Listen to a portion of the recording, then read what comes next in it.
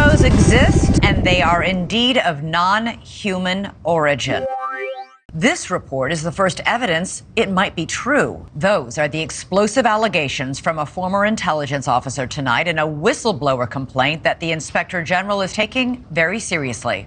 For the very first time, the world is about to hear from a former high-level U.S. intelligence officer who says the government has some of the unidentified craft in its possession. In recent years, Congress starting an official U.S. government unidentified aerial phenomena task force. And now in a News Nation exclusive, David Grush, an Air Force veteran, former member of that task force, is formally blowing the whistle on secrets he says no one has ever shared publicly before. You are one of the most trusted former intelligence officials in the US defense and intelligence establishment. Yes, I was. You were trusted with the most intimate secrets. Yes. What conclusion did you come to on the UAP task force? The UAP task force was refused access to a broad crash retrieval program. When you say crash retrieval, what do you mean? These are retrieving non-human origin technical vehicles, call it spacecraft if you will. Non-human, exotic origin vehicles that have either landed or crashed. We have spacecraft from another species. We do, yeah. Is he having a laugh? How many? Quite a number. You're kidding. No. Is he having a laugh?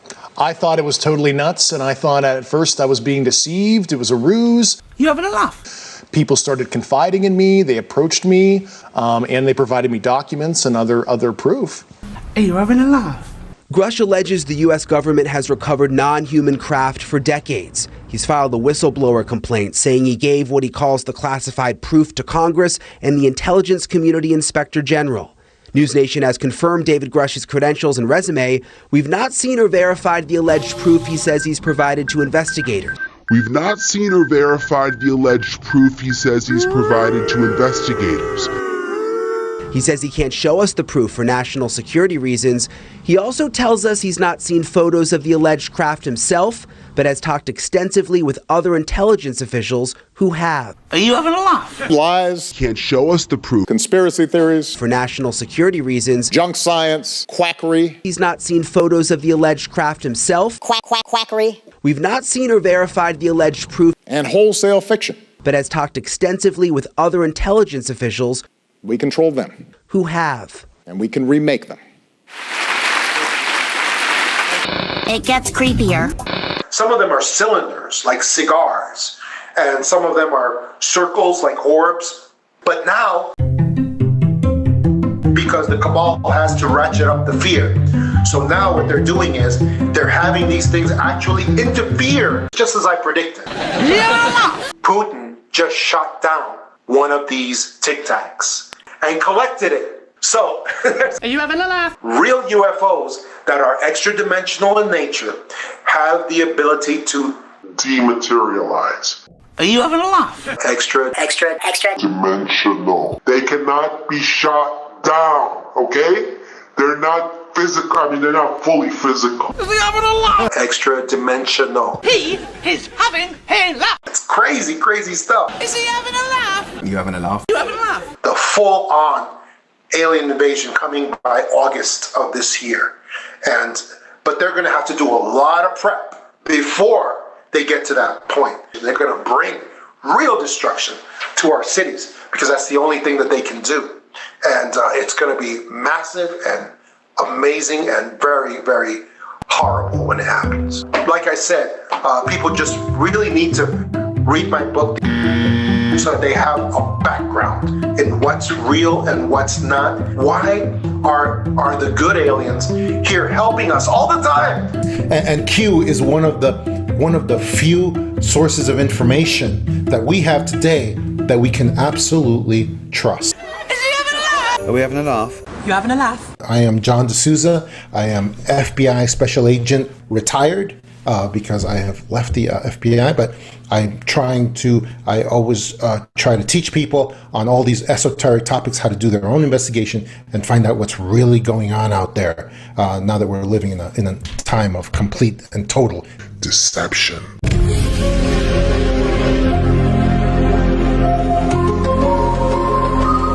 aliens coming down doing that to humans. Well, I'm telling you that there is something here. There's a fact. There's something. They're a craft. They're here. They're not ours. They're here. So the question is, what is that about? And I'm just looking at what we do with what you're describing with technology. Well, and I think it's much more likely that the same way we observe chimps we observe that they are now in the Stone Age, that they're observing us.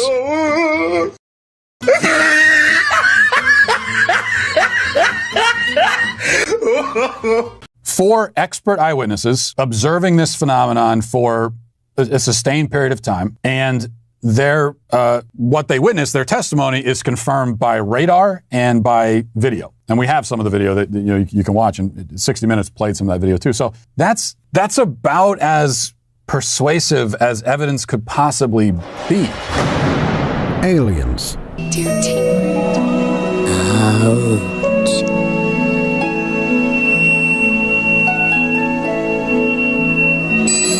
Many argue that they exist, or that we must at least entertain the possibility that they exist. So what you're telling me is that UFOs, unidentified flying objects, are real.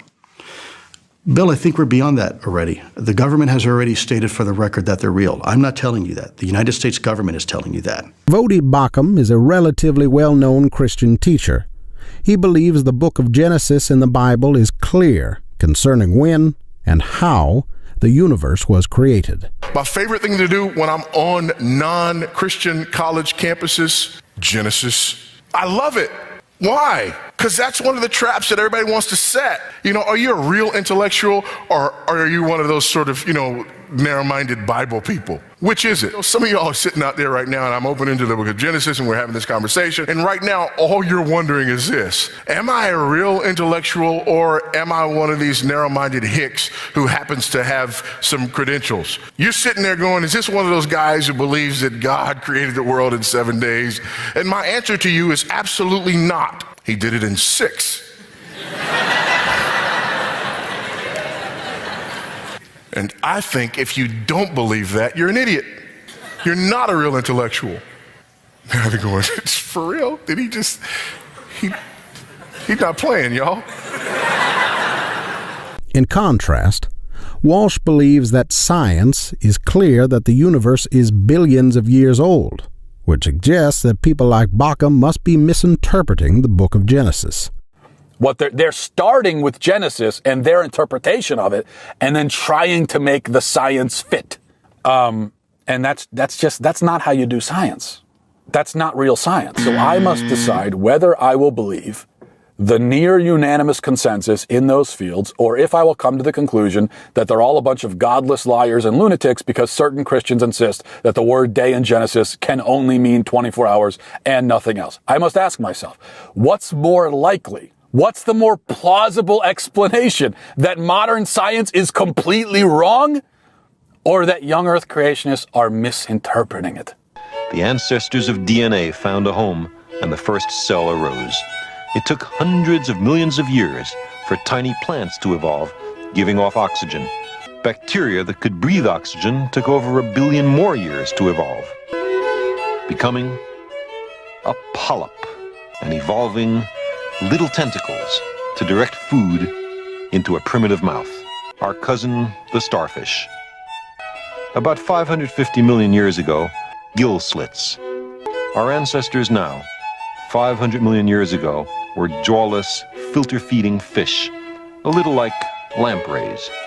If you could swim fast, you survived. Their brains were getting bigger. First amphibians evolved, reptiles and turtles. Many of the reptiles hatched on land never returned to the waters. Some became the dinosaurs. But 65 million years ago, they all mysteriously perished. After the extinction of the dinosaurs, many different forms developed. The brain grew larger still. Some became baboons. Bone for bone, muscle for muscle, molecule for molecule.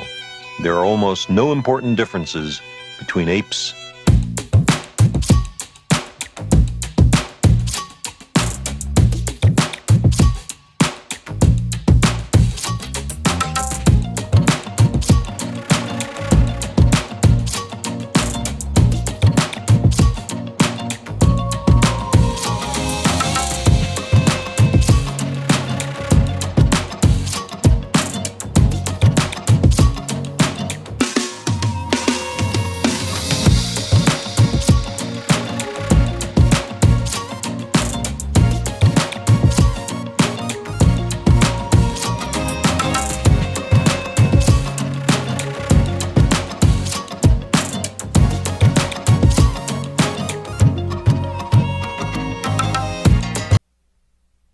Those are some of the things that molecules do, given 4 billion years of evolution. You know, my number one pet peeve when it comes to the culture war and origins is that people will allow evolutionists to talk about evolution like it's fact. Because after all, you're just talking about big, giant numbers. And it's all in order to intimidate people and to cover your tracks when you don't have scientific evidence. So the age of the earth, considered in isolation, is neither here nor there. The issue is always what God said and not how old something is. But there is science and there is science. I'm pretty confident that they have figured out the boiling point of water at sea level, and I am grateful for penicillin. But when the authorities tell me what the temperature was at the center of a particular star, right before the supernova happened, or they entrance me with tales of wormholes, or they dazzle my eyes with string theory, my enthusiasm might be a skosh more tentative. But even on the reckoning of the astrophysicist's Big Bangery, time, about which we are speaking, should be considered complicated enough for them to stop lecturing us in simplistic terms, as though their view allows the cosmos to have one timer on the whole thing. Suppose everything that exists all blew out of a volatile little pinprick, and Gabriel has had himself a blast since that time surfing the event horizon, a celestial maverick. We try to tell him that the earth was fashioned 6,000 years ago. Pa, he replies, singing for joy. I was there, and it has only been a minute. Now let's consider several things related to the existence of extraterrestrial intelligent aliens. First, do we believe that life originated from non-life? Something's alive in the ocean. Oh cool, like a plant or an animal? No, a microscopic speck. It lives at the bottom of the ocean and eats chemical soup, which is being served hot and fresh, made from gnarly space ingredients left over from when it was raining rocks or whatever. As you know, life came from non-life. Excuse me? Life came from non-life? In fact, I thought it was one of the established principles of biology that spontaneous generation is not true. Non-Christians who believe aliens exist believe that if life on Earth originated from non-life, then it must be possible that life could originate from non-life on other planets too.